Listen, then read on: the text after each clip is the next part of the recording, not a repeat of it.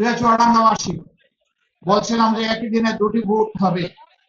একটি ভোট হচ্ছে সংস্কারের পক্ষে হা ভোট, দ্বিতীয় ভোটটি হচ্ছে পরিবর্তনের বাংলাদেশের পক্ষের ভোট। হা মানে হচ্ছে আজাদি, না মানে হচ্ছে গুলামি।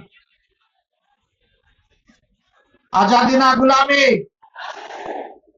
গুলামি না আজাদি, দুইভাবেই দিয়ে দেখলাম যে জনগণ সচেতন। মাশাআল্লাহ,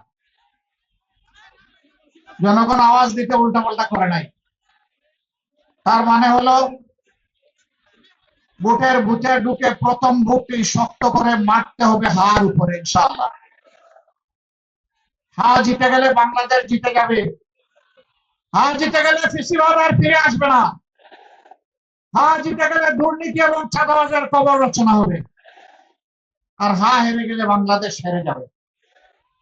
আমরা সেদিন আল্লাহর দরবারে দোয়া করি, আল্লাহ যেন হা জিতে যাওয়ার ব্যবস্থা করেন বিপুল ব্যবধানে।